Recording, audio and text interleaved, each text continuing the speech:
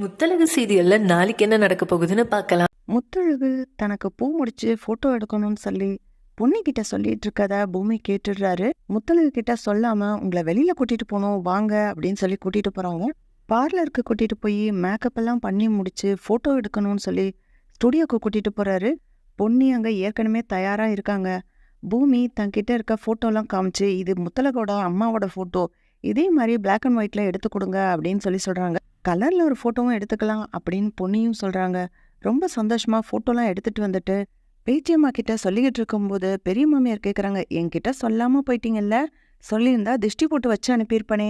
இவங்க எல்லாம் சந்தோஷமா சிரிச்சு பேசுறத மேல இருந்து அஞ்சலியும் ரெஜினாவும் பாக்குறாங்க. ரெஜினா சொல்றாங்க, அவ மாசமா இருக்கான்னு சொல்லிட்டு போட்டோ ஷூட் பண்ணியிருக்கான், உன்னை நம்பாம எவ்வளவு கஷ்டப்படுத்தினான், இந்த முத்தழகை தேர்ந்தெடுத்து அவனுக்குன்னு பனிஷ்மெண்ட் கொடுக்க வேண்டாம் அப்படின்னு சொல்லி முத்தழகு நடந்து வரும்போது கீழே இருக்க கார்பெட்டை புடிச்சு இழுத்துறாங்க ரெஜினா. முத்தழகு தடுமாறி வலிக்கி பால்கேனியோட கைப்பிடியில போய் இடிச்சு தடுமாறி கீழே விழுகுறாங்க. ஐயோன்னு கத்துறாங்க.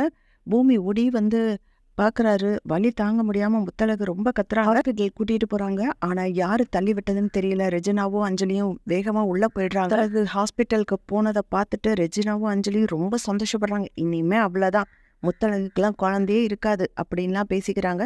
ஆனா ஹாஸ்பிட்டல்ல டாக்டர் சொல்லிடுறாங்க, இப்போ ஒன்றும் பிரச்சனை இல்லை, இனிமே இந்த மாதிரி ஆகாம பாத்துக்கோங்க, பத்திரமா இருக்கணும் அப்படின்னு சொல்றாங்க. பூமி நினைக்கிறாரு, இனிமே நான் முத்தழகை விட்டுட்டு எங்கேயும் போகக்கூடாது, ரெஜினா வீட்டுல இருக்க வரைக்கும் முத்தழகுக்கு ஆபத்து தான் அப்படின்னு யோசிக்கிறாரு.